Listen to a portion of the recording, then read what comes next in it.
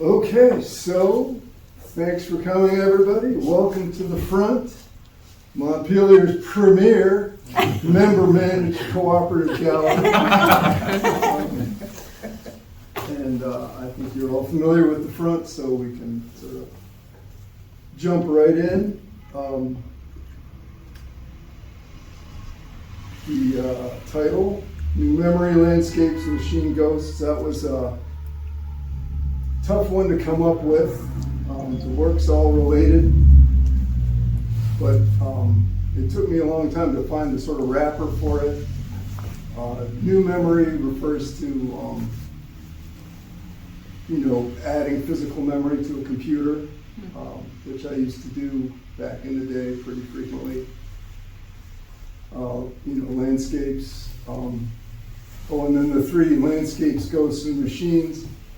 When I was thinking about the work and sort of in those words, I realized that all of this work can be described in some respect by those three words. Some of them are mostly landscape, some of them are mostly ghost, some of them are mostly machine, but they're all some combination of those things. And so that was how that sort of came about. And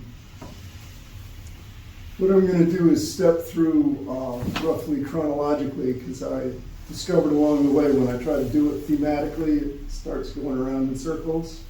So we'll just try to go sort of one thing at a time. This guy back here is that's the oldest piece. That's January 22. It's the jumping off point for all of this work, and it's the end of the previous arc, which was working with generative adversarial networks. Just a little, since it closes that arc, I'll go back briefly to where that all came from, which was living in, surrounded by forest, and I thought a lot about technology and getting the idea that the forest was a network, and then having that corroborated by some research. And then thinking about seeing the forest landscape. Forest network is a landscape. How about the digital networks that surround us? And was there a way to visualize and sort of create a landscape? And that led me to a bunch of things, which included ultimately the neural network, deep learning system, general adversarial network, which I'd use a training set of my own landscape work. And can I interrupt before? What do you mean by adversarial? I can explain. Yeah. It's the way again works is it's two networks, two competing neural networks. There's the generator network, and there's a discriminator network. And the generator network takes the training set and it tries to create an image, a fake image that will pass for real given what's in the set. And the discriminator tries to tell if the image the generator made is real or fake. So the two networks compete against each other. Okay. So that's why it's adversarial. And there's part of what attracted me to it is there's all this weird coincidental semantics. When it's measuring how well it does, it's called a loss function. And the other one I'm not remembering. But so I was using that technology, which works with the training set. It iterates thousands of times. I was having it spit out an image each time, save a model maybe every 25 times. And training models that would create sort of a network landscape image that I then finished by hand. And I did that for a while, and then I got to thinking about, well, here's the hybrid digital landscape. What about the figure in the landscape? Which, few directions, and that led me to the basis of this, where I took the models that were generating landscape images and I gave them training sets of pixelated pictures of flesh. So all flesh tones, surface. So I'm training it from network down to surface. And when I was doing that piece, there were a few things I knew I wanted to do.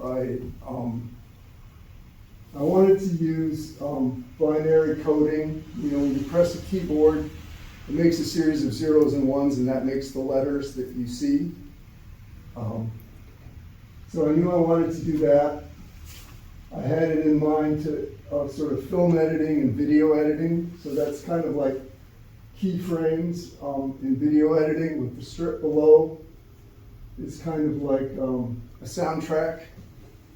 And in fact, the original design was going to have two strips, so it would be like two-channel audio, left and right. But I didn't like how it looked, so it became mono. And you know, I select all the images on there are, you know, from the GAN training sets, and the strips are sort of sequential iterations. The other thing I decided, you know, aside from the sort of visual narrative editing kind of idea, I came up with this coding scheme, and I divided all the images into two sets, it could be A and B. And A could be a 0 or a 1 within a panel, you know, and B likewise, so they're consistent within the panel. But they can be reversed from panel to panel. And sometimes it's easy to tell the zeros and the ones apart, and sometimes it's not. And so I had this sort of scheme in mind, and it's like, okay, well, what's it going to say in the code? And I had recently finished Finnegan's Wake, and the first thing that came, you know, when I was doing it, it's like, there's no way I can do 8 letters, but I could do 4. And the first thing that came to mind was the last 4 words of the first word. The first word of Finnegan's Wake is river run. All one word. It's 8 letters. 8 letters was important to Joyce for some reason. There's 8 bits in a byte, so it takes 8 bits to make a letter. And I resisted for a while because it's like, well, I'm not a Joyce scholar. This really isn't about Joyce, but I was trying to build kind of a multi-dimensional structure, and I couldn't get it out of my head, so I decided to run with it. So, fun, accidental. So it's called Run, R-R-U-N, 0110 or 1001. Second part of it, so the top panel is R, next panel is R, next panel is U, next panel is N. And I think I did a thing here actually, it's not there. You can see in the monitor, each of these guys is assigned a 0 or a 1. And also all of those guys down below, which was kind of lunatic. So the top one is 01110010 makes R. And then that's repeated, and then the U is a little harder to figure out. Then the N is 01101110. Then if you look at the panels, there's a similarity between the top and the bottom, similarity between the two middle ones, but they have no context. So it's either 0110 or 1001. That's that half of the title. And it gets better. So I was thinking of, you know, the figure in the landscape, which is a hybrid, and I was preoccupied at the time with whether or not this technological information, financial, political, everything sphere, you know, everything from money to roads to energy moving around, you know, is it all alive in some sense? And then there's this, you know, sort of apart from the idea of sort of emerging artificial intelligence and stuff. And it seemed to me that something was emerging. So I decided to, in the spirit of Finnegan's Wake, write a nursery rhyme for an emerging monster. Huh. And that's what the strips make. It's 4 lines in sort of polyglot. Build as kin, all within, not your hem, gone go them. So build is German for picture or image. So the first line is image is family, basically. All within and not your hem. Not your hem is Middle English, nature them. Say Refers to again, my only belief, which is that nothing we do is outside of nature. And the last one is Gon Golem. That's a nod to the golem or golem, Hebrew, not Hebrew, sorry, Jewish folklore of an inanimate creature made out of mud and sticks and bones. They're the first robot. And also a brief nod to Stanislaw Lem, who was a Polish science fiction writer. And so that was that. After that was done, that was January 2022. The image generators were kind of emerging during that time, but then the big LLMs and the big AI wave hit after that. And generating images with GANs just didn't seem like a thing to do anymore. But along the way, I internalized the landscapes I generated just by working with them and looking at so many of them and incorporating them into all my work. And maybe more importantly, I internalized the idea of models. Models and training sets and learning, and and reinforcing, something that's pretty simple, that we don't actually live in the world, we model the world in our brains as we go with the input that's available to us. So we're constantly generating the model we live in. And our memories, so we look back at the past or interpret or recall, that's a model as well that we're generating, and we're sort of altering each time we do it. So all of that stuff was, it was kicking around in the background. I wasn't sure what to do. So I took squares that I've made with GAN images, and just started exploring them. So that's the Untitled Element series, which is the only thing you guys can't see, but hopefully it's fairly clear on the monitors. And just exploring. So this one, I think, is the first time I attached a piece of glass to something. It's got a dark horizon. This is 2023. The stuff from there, someone pointed out to me, is pretty dark. It's another one that was, it's not a very good picture, unfortunately, but there's trouble in that one. I was calling to mind images of bombed out buildings from Gaza and earlier from Beirut. This was another dark landscape. I don't know if you can see, there's a, oops, didn't mean to do that. There's a black square sort of underneath, and then the next one is a black piece that kind of comes out of that. And that's got a GAN image underneath it, but it's covered with cold wax and black pigment and scratched and stuff. And this is all intuitive process, right? Just kind of exploring. This one, again, that's really mostly landscape. Pretty delicate work with pastels and cold wax, and just seeing beauty and mystery and wanting to bring it out. And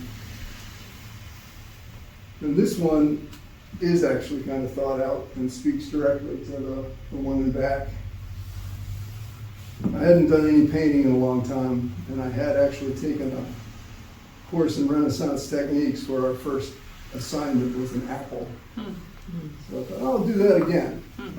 And it was relaxing because it was something I knew how to do, as opposed to everything else that I seem to be kind of making up as I go along.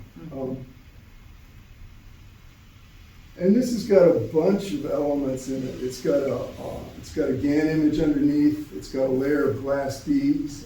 For a long time I was doing work with glass beads. It's got the sort of code film strip on it. It's got the wasp nest, which is kind of a nod to hives and superorganisms and all of that stuff. And the apple that calls to mind from Frankenstein, which when I was young I used to read it almost every year. The monster confronts Frankenstein. It says, Frankenstein, I ought to be thy Adam, but rather I am the fallen angel.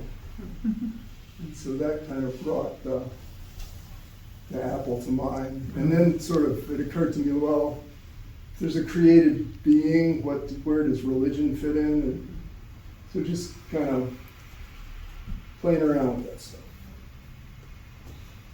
And then the last one in that series, Untitled Element 7, is the only one that doesn't have a GAN image. It's started with a little paper. I was doing a bunch of horizon sketches on paper. And then I put a piece of glass in front of it, and then I made scratches on the glass. So that's the first one with scratches on the glass, and did oil pastel and colors and stuff on it. And so that was really sort of stepping into the next sort of era of what I was doing. And also thinking more about the ocean for some reason. Don't really know why. And that led to more sort of experimenting with glass, more drawing on glass. And around this time I got interested in logarithmic scales. I'd always been fascinated by slide rules, which work by adding logarithms. And I don't know where I put it here. There's the slide rule.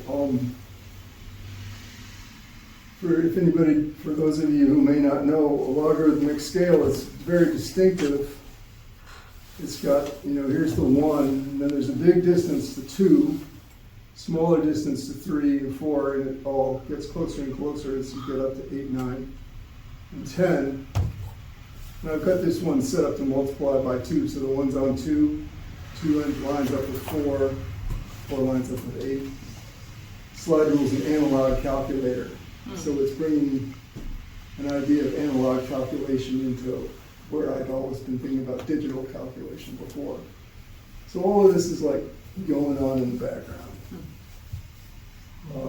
And this one, the composition has logarithmic scale stuff in it, and it's kind of ship-like, and the center masked portion's got a red line, so it's sort of like a slide rule marker. And around the same time, I got interested in taking apart cell phones and tablets and how LCD screens work. And shout out to Etzliah and Mobitech. He gave me a lot of old phones and tablets and stuff, and gave me a little instruction on how to take them apart effectively. So this one was playing around with that. It's a tablet digitizer, and then in back of it there's a glass that's drawn on, and in back of that there's layers of transparency. It came from GAN images with some painting.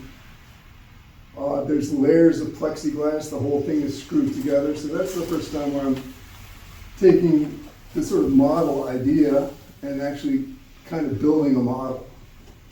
Also, the back is cut out. If you hold it up to light, it's kind of cool. It's got a nice glow. There's a few pieces like that, and I didn't install backlights. I didn't want anything static. I moved them out from the wall. Some of them have mirrors. Maybe it does something, maybe it doesn't. And also it's a way for the creatures in the wall to look out at us. So that's there's the slide rule. Then we get to the one that's above Glenn's head, which I'll talk about the one that I made. That had an unfortunate accident. Someone was cleaning up and the broom handle went into the glass part and broke it. Oh, And While it was on display here? yep. Oh, And I God. hurry up quick, threw together a new glass thing. It's kind of okay, you know, it's, but this one has got a lot in it. The layer in the back, well, it's set out from the wall, so the back plane is cut out. And the very back layer is a digitizer. So you know it's the front of a touchscreen computer. And so in back of that, there's the sort of model. And so there's, at this time I was working with taking logarithmic scales, and I thought, well, what happens if I do color gradients based on logarithmic scales? And I did a whole bunch of sort of developing programs and stuff that would do that in different ways. And I really liked them. And so they end up being the background of a bunch of this stuff. The white piece with the 3 masks, that was another one that had a mishap. Originally there was one with a logarithmic gradient in back of it. So there's a lot of that in this section of the show. You know, keeping one channel and RGB, keeping one channel static and then stepping the other ones up and down and seeing what happens. So that back layer is a printout of a gradient where just for the hell of it, I embedded cellular automata that used as an initial condition the phrases from that thing. So that's what makes all the little orange things that are happening in there. And then the next layer is sort of like an ocean. And I've always loved the old theater effect where you have 2 cutout waves and they slide back and forth to make an ocean. So I was sort of thinking about that. And then the picture that was there, I'd done a little series of tiny drawings called Wrecks and Sunsets that a long time ago that I always really liked. And I always felt sort of guilty about because it's such a sort of romantic notion. And you're sort of, you know, it's like romantic notion bad, you know, enemy of critical thinking. It's, I decided to let it out. Not worry about it.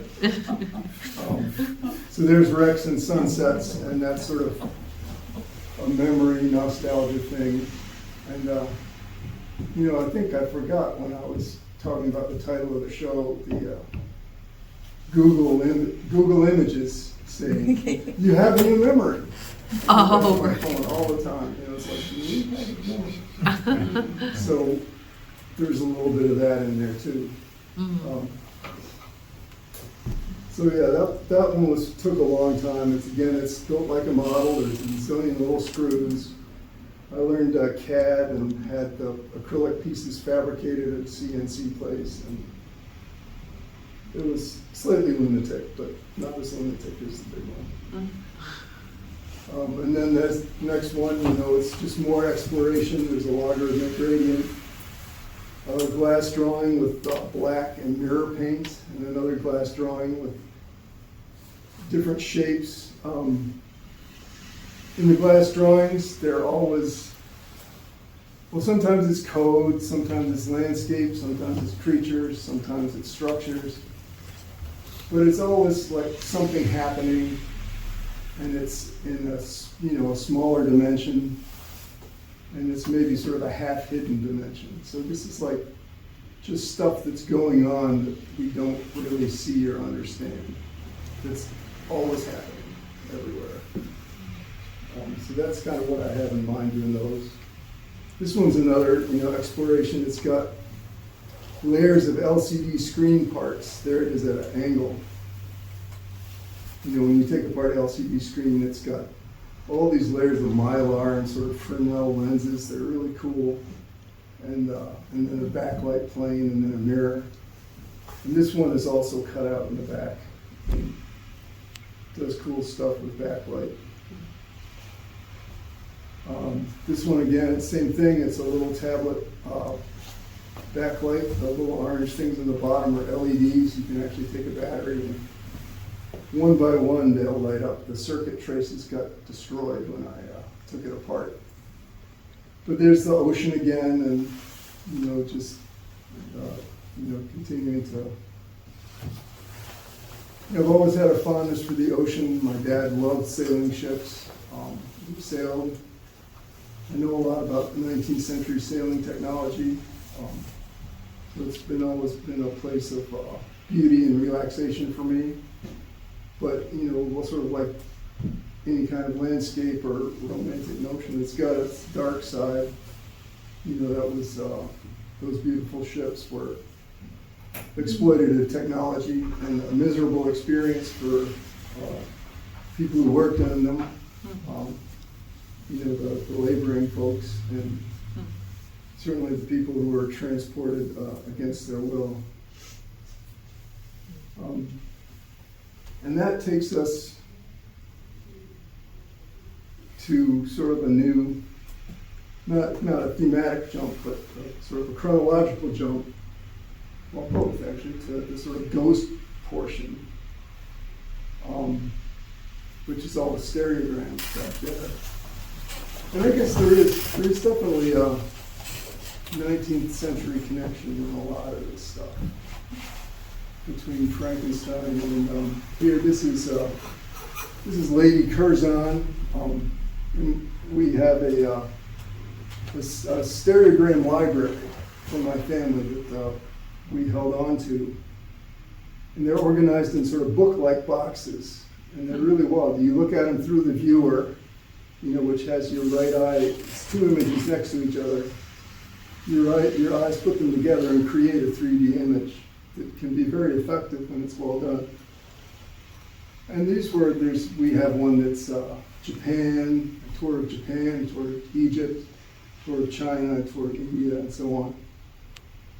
And out of these, I picked the image of Lady Curzon. She was the wife of the Viceroy of India.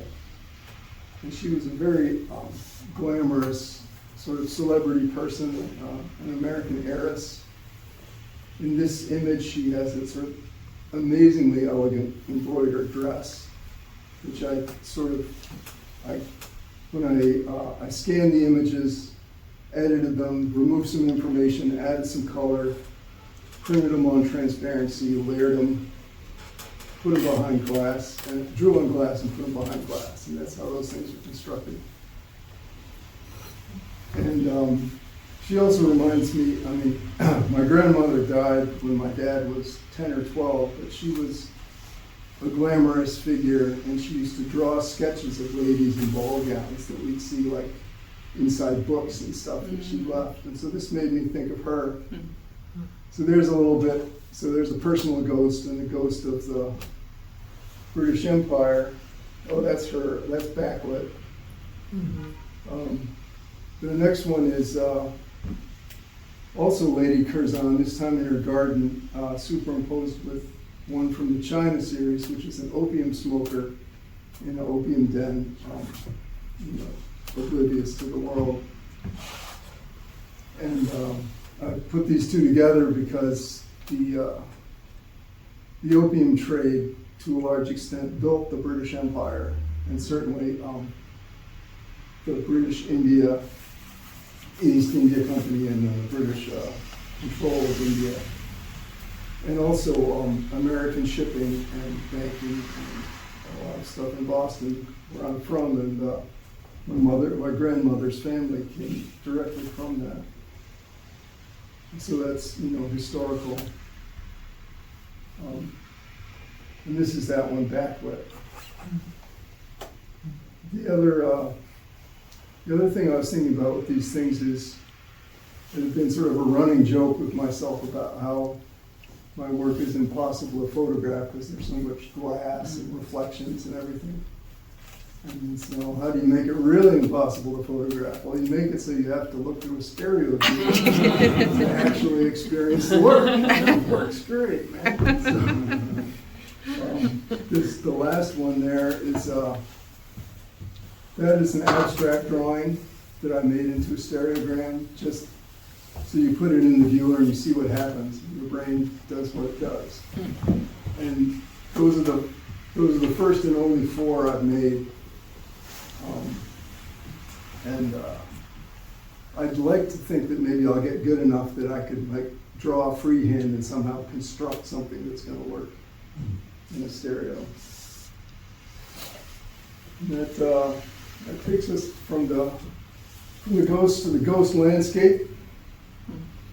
That one's a stereogram that I made myself using a cell phone on transparency embedded in a Dell laptop screen, minus the LCD, so it's just the clear plastic and the mylar for no layers and stuff. And the original, in the original frame. And then that's this one over here. I called it, the Ghost Landscape titles came after I come up with the title for the show. This is an idea I had years ago and didn't really pursue, but it's a GAN image printed on transparency, glued to a piece of glass. That's epoxy to one of these squares that I didn't use. And then the whole thing is bolted onto a piece of old growth spalted beech. And so that's kind of the ghost of the tree, let's say. This one's pretty wild. It comes from a scrap of quote-unquote oriental carpet, 19th century carpet scrap, from the one rug that was completely worn out in the center. It was just not there, but as you got towards the border, there was still some really nice designs. And I cut it out, and for years, this is like going back 10 years probably, I tried pastels, I tried some pigments, tried reinforcing it. I soaked it in acrylic, and I kept flailing around, thinking it would never go anywhere. And then as this show came together and I was working with cutout pieces, I had a cutout piece and I put it in there, and I did a glass drawing over top of it. And and I had the frame and I just put it all together. It can be hard to see. I like it a lot. Back then, I'm no expert on carpets, but I believe that they were sort of family business type things and often woven by the kids, because the kids are small and agile. And that was probably a proud family affair, but probably, and this is all conjecture on my part, personal mythology. But by the end of the 19th century, it was probably less of a happy family affair and more exploitative. So the ghosts in that are the ghosts of the children. And a little sort of memorial that Allison mostly designed, the little white flowers and the broken glass back there.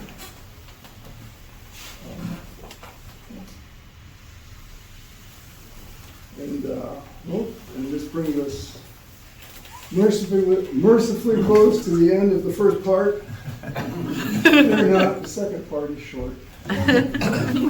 This is, I put this here because it's a landscape. There really isn't much of a ghost in it. It's a GAN image composite with the glass drawing on top. It's off center, sort of thinking of logarithmic composition again. Reeve or Rive 0, that references the first half of the first word of Finnegan's Wake. And after I did that piece, I thought, well, I should really do something with Reeve or Rib. And I even thought I might wrap this show in that that concept, but I couldn't get it to work. I don't want to get too much in Finnegan's Wake, but there's a bunch of sort of figures that are human, non-human ideas, insects. There's three. There's a patriarch and two brothers. The the penman and the postman. So there's the creative and the bureaucrat, basically.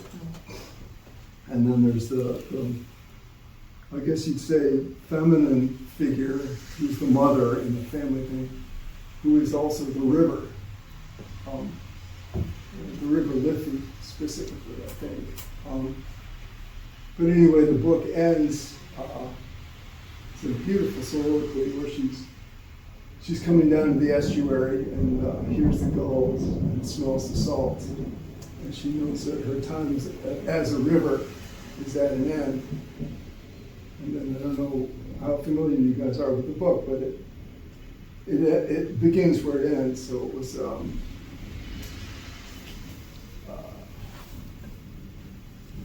the last away, alone, alas, loved along the river run, past Eve and Adams from swerve of shore to bend of bay, brings us by a commodious vicus of recirculation to health, castle, and environs. And so that's the last sentence and the first sentence put together. And it brings us to the contraption.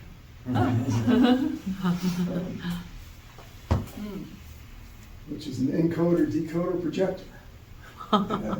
Why, you ask? Here's a diagram of an encoder, decoder. They're components of this kind of neural network. And I saw the Bellows cameras in Jay Langdon, and I thought, aha, encoder, decoder. And that was, oops, I didn't even do that. Come back. That was the basis of the whole thing. It's like, I've got to try to do something with this. And then I discovered that if I project from the back of the one and it goes through the first lens and through the second lens into the back of the next one, it's in focus. It's like, wow, that's great. And then I got a little transparent OLED organic light emitting diode. And I thought, I can put that in the middle and program something so that there'll be an image projected through and there'll be all this code noise happening. And that'll be the encoder decoder. And it came close to working. Every now and then I turn into a knucklehead. And that happened last week. I had the thing set up at work and it's like, I'm going to take the little OLED home and program it. And it's like, I can't remember where I got it. I can't remember the pin out. That's okay, I'll count the pins. I can do this. Of course, I counted them wrong, hooked it up wrong Friday. And then ordered a new one that supposedly was going to come, but it didn't come. So that nixed the code part. I got the projector. So come back here, please. This thing is it's not cooperating.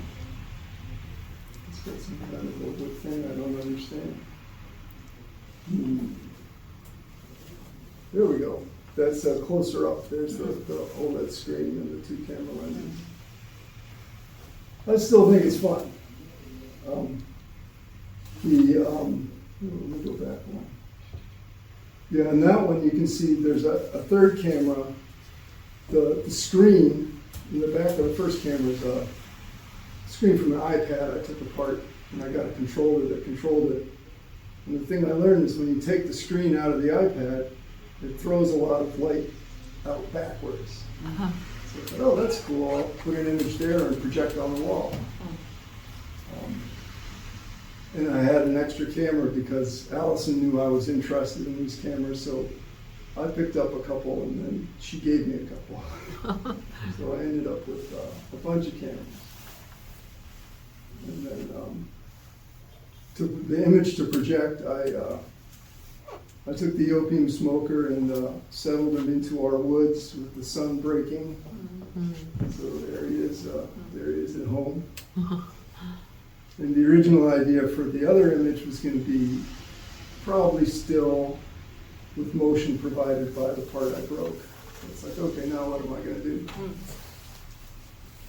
And then I thought about Ada Lovelace, more properly Ada Countess of Lovelace. With some controversy, she's credited as the first programmer. She was, and there's a connection with her and Mary Shelley.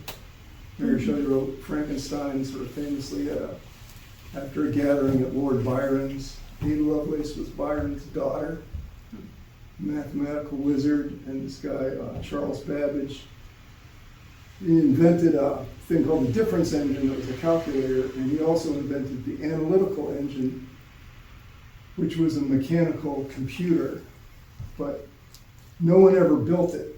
He designed it, but it was too difficult to build. But while he was designing it, he was working with Ada Lovelace, and she wrote the first program for it to calculate a whole bunch of numbers. And, you know, people argue about it a little bit, but she had a programming language named after her.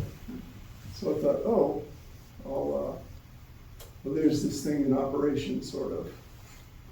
You see, it's a different image, it's dark.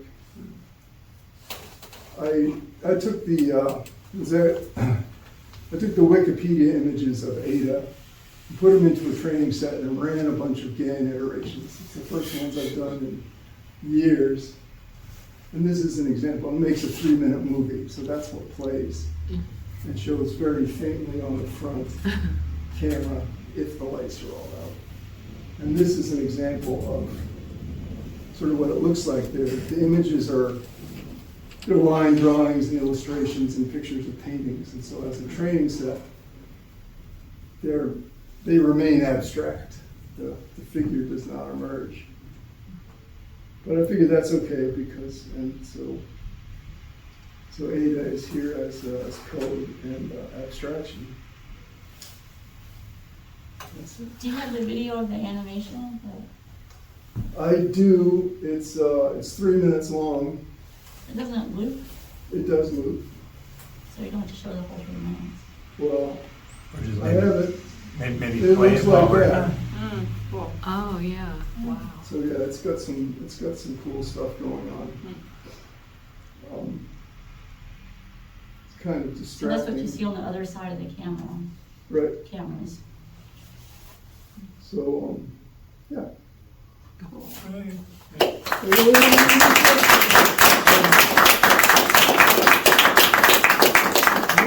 Be a bad time to open the door back up. Do you think? Does anybody else Yeah. feel like it's getting a little stuffy? So yeah. I'm welcome, if anybody has any questions, fire away. Yep. Well, I have a million questions. Probably not the only one, but, well, Marcel Duchamp, it kind of reminds me of the large glass. I mean, Right. Oh, yeah. I- Nice. Your process. I don't know much about, I mean, I like Duchamp and I've sort of seen his work, but I haven't really studied him closely. The main thing I remember about the large glass, I read a description of how the parts work, and I was always taken with that, like the Bachelor machine. Right. And, so yeah, there's, And then it cracked. right, and that one, I think after it broke, I tried to, as it was moved. Right. to repair it. First thing I tried to do was repair it and do it all together, and I thought, oh, it's the small glass. But then it broke further and it didn't work out. Ken? I don't believe you, in any of your talks tonight, you used the word chance, but it seemed implicit. Did you? Yes. It seemed implicit in what you were working with. Would that be a fair assessment? Yes, I guess its synthesis is sort of the process, and the chance part is what's lying around, and then also, I'm thinking yeah, I of mean, you. a lot of it, it's not pre-designed, so there's all the sort of chances and accidents that happen along the way. But I'm it's not thinking in of a some- systematic way, like Cage and Yes, that's exactly what I'm thinking of. People like Cage and Hamrock and where they would have a chance number sequence and they'd use that to determine aspects of their music. But you Yeah. never used the word chance in your No, talk. and it's, I think the sort of devices that I use are more intentional than that, and then the chances happen within the device. The chance doesn't structure the device. There's a term that I really appreciate. It comes off CNC machines and all that stuff.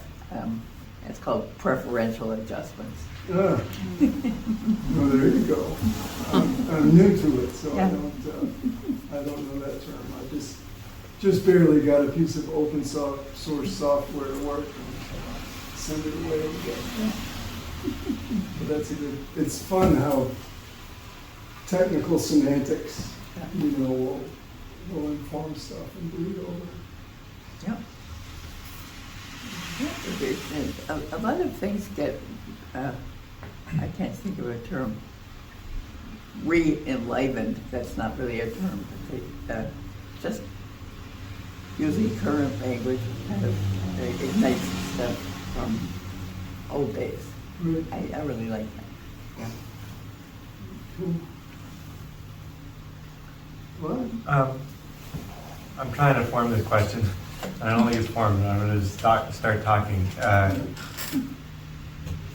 It struck me a couple of times in the talk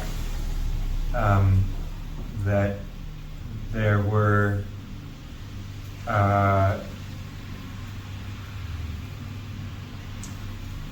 that you made choices to avoid things becoming boring or mass or maybe like too obvious or something like that. One time that I can remember is you talked about your experience using the GAN stuff through 2022, and then suddenly AI image generating models became much more widespread and available, and you said, I gathered partly because of that sudden widespread availability, it no longer seemed like a tool that you wanted to use or play with. I'm not sure if I understood it properly, but The two are related, but it's not exactly in that way. Okay. I see what you're getting at. I mean, I felt like I was sort of getting to the end of the run with the GAN stuff anyway, because I'd been doing it for a long time. At first it was really mysterious. I'd feed my work into this black box and this wild stuff would come back. And it's like, wow, that's amazing. And it's like touching an alien. And I was still doing this work when the first image generators came out that people could do that with, and I saw all of a sudden people having that same reaction. And I tried to sort of coexist with them for a while, thinking that those image generators, they're designed, you give them a phrase and it'll create an image. And that they worked in words and phrases, and that what I was doing was much more granular. But then the AI revolution became so much of its own thing that doing something AI, this is prototype AI, not even AI, but doing something in that space, doing this work in that space, it just didn't really make sense anymore. And I didn't feel like I had a whole lot more to learn from it. And in terms of it being interesting to other people, it seemed like it would also be less interesting to other people.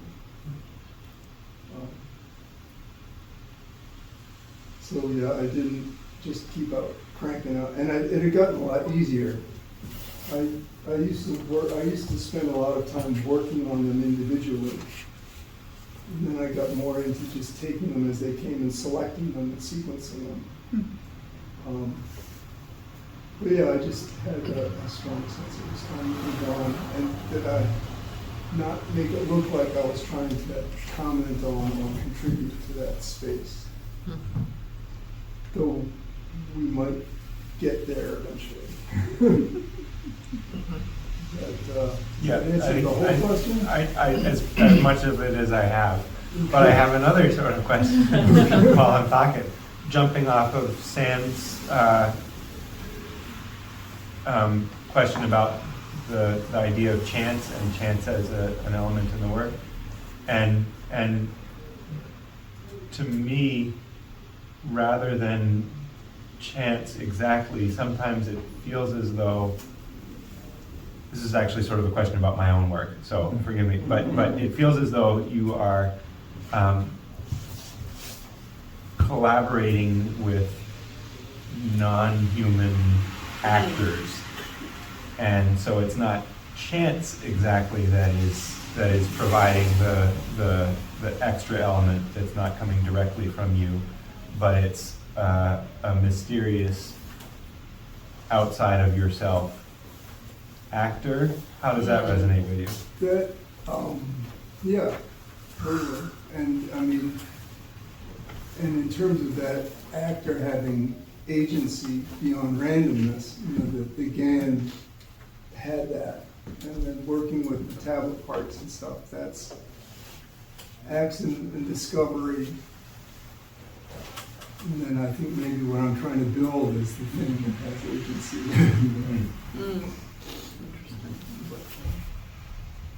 That's really cool. I'm really engaged by the formal quality of the work, like that you're often having like a panel on top of a panel, or like a sequencing, so that they look to me like slides or like film footage editing, like you said, or even like when I saw the slide rule, I was like, oh my god, the slide rule, because like this looks like it could move back and forth, you know? Or others have that. Originally. Oh really? Oh, that's Too interesting. difficult, yeah. Yeah, I mean that seems like that would be like a whole nother body of work, just to engage the movement into the work. Yeah, I would like to do that. It's, I don't have a good technology for doing that. Yeah, right it now. seems like it would be hard. But I really am curious too about like, and I don't know really if this is a question or something I'm grappling with in my mind, or something I just like about the work, but it's almost like, am I looking into a space like the way you look into a microscope, you know? Right.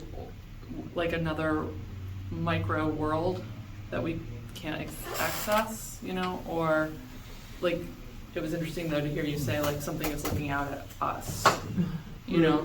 Or like with the cameras, are we looking through the cameras and they're helping us look at the world in a different way? There's sort of like this, almost like a way you can't access, like you're looking at something but you can't quite access it, Right. you know, or can't quite touch it. And I think the glass is definitely part of that. You know, it's a border, and you can sort of make up what it's a border between. You know, the same with screens and windows. And yeah, is it a portal into something else? Are you looking into something defined? Is it reflecting back at you? All of that stuff. Let me get Kevin, because he has. Okay. Well, I'm not sure if you addressed this exactly, but I'm kind of noticing that like the GAN work is, you know, has a lot to do with kind of the inner workings of the machine, you know, that inner landscape that you've described, and the coding that is like creating it, or what it, but then I'm seeing as you're kind of deconstructing the object, the exterior of the machine, you know, things are becoming more tactile. It's kind of how that machine exists in the world, and so it feels more like kind of warm and human and tactile. And I'm just kind of wondering if that was that something you were craving, kind of a shift from, you know, what's happening behind the screen to what's happening on our side of the screen? or did that just happen in the work, or am I making shit up? No, no, there's something there for sure.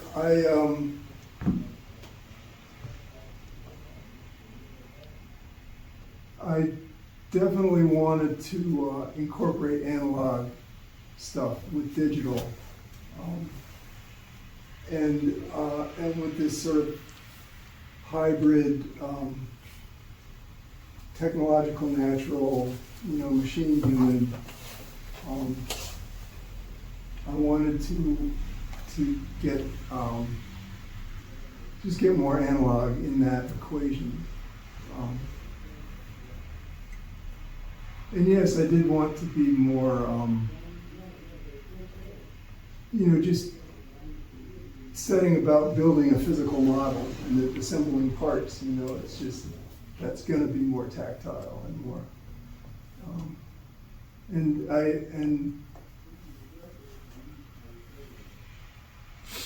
I guess it's like with the one, the one with the layers and the glass that broke.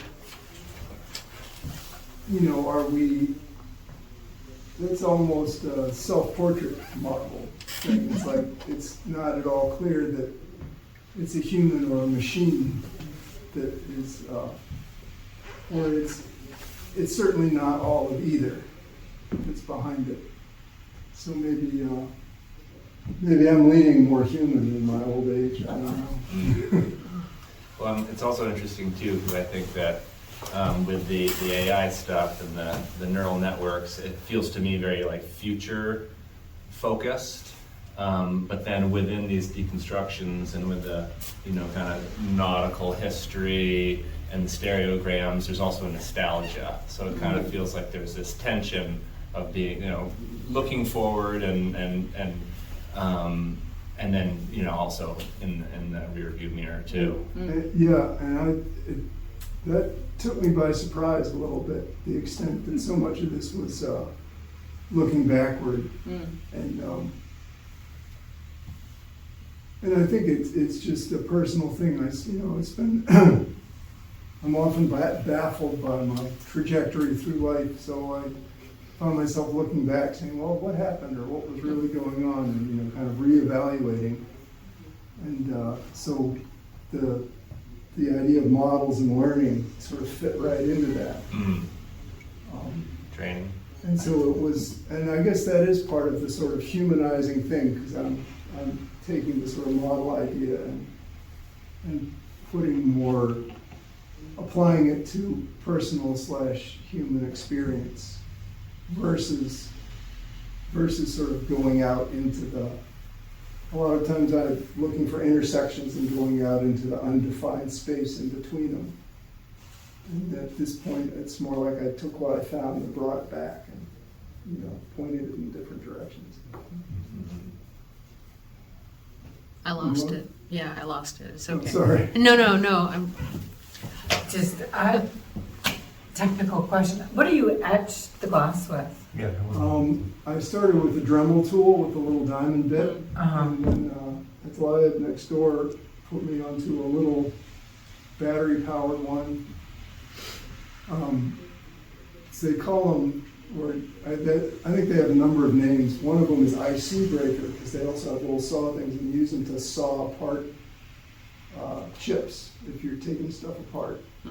But they come with it's sort of like a fat pen, a few AA batteries, and a diamond tip. And it's very comfortable to draw with. It's a lot of fun. Can you get them right there, or is it something? No, I got it online.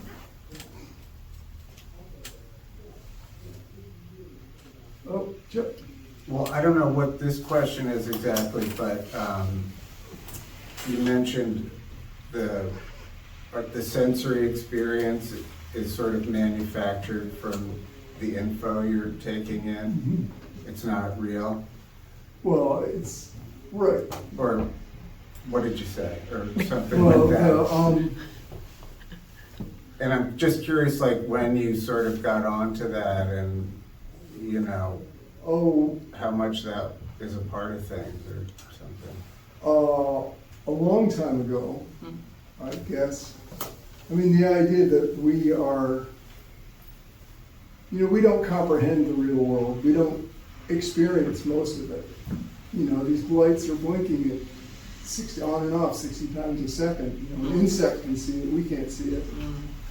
We're taking our sensory input and our brains are creating, a model that we can navigate in. And we can see and touch and agree on what things are and not bump into stuff. And that's how we work. One of the cool things I found out when I was working on GANs and perception and learning and stuff was that somebody measured the traffic in the optic nerve, because like everybody had thought, well, the information comes in through your eyes and your brain puts it together into a picture. Well, that happens maybe the first split second, but then most of the traffic actually goes the other way. It goes from your brain to your eye. Your brain's telling your eye what's there, and your eye's telling your brain what's different and what's changed. Oh, it sounds And like that's that. how you can look at something and not see it. Oh, yeah. Is that what? Right. Is that like that mechanism you were describing earlier? The two. Encoder, decoder? Yeah. Yeah. Is it, or am I just?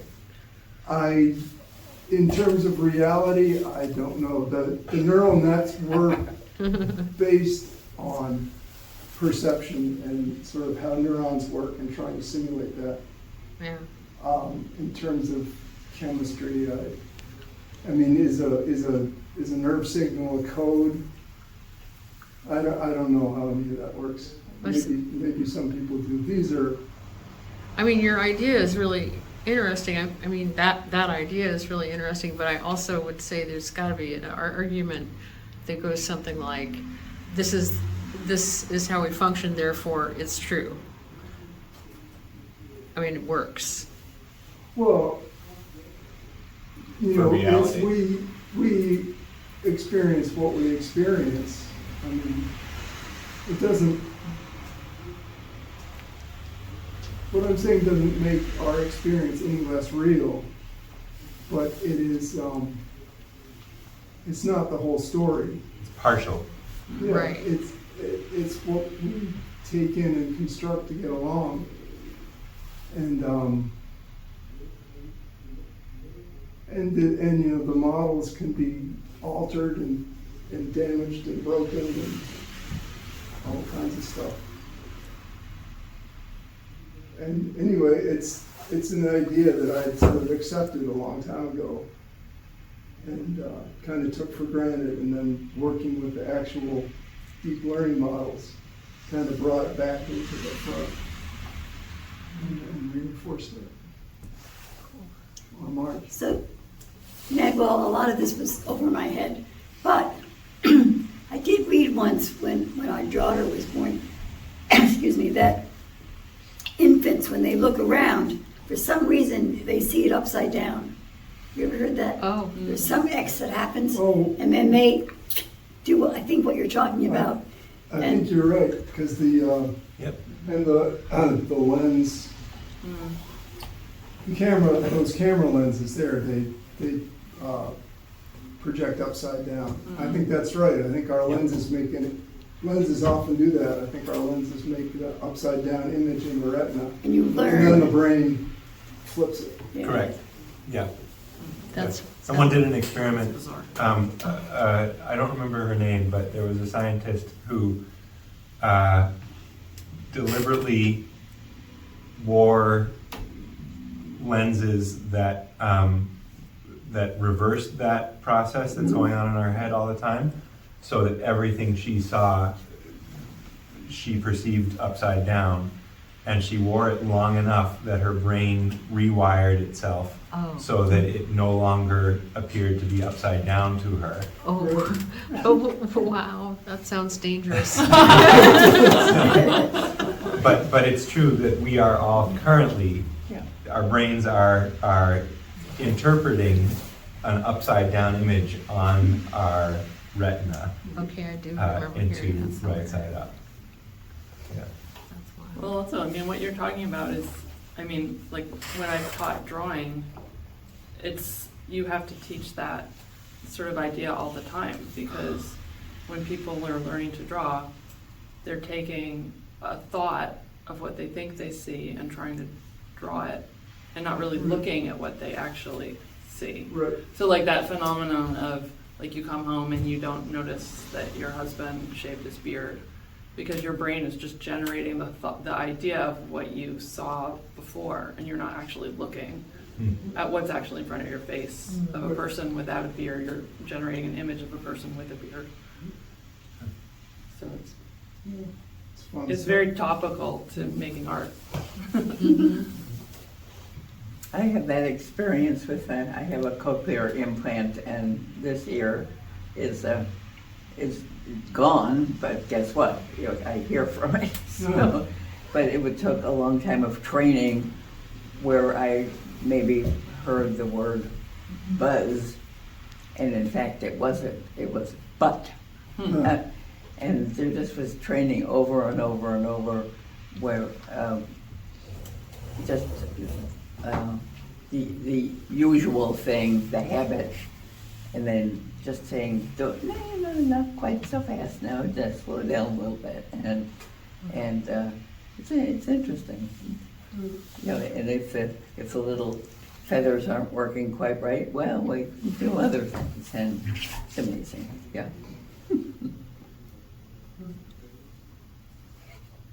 Okay. Well, thanks everybody. Thank you, Ned. Yeah, thank you.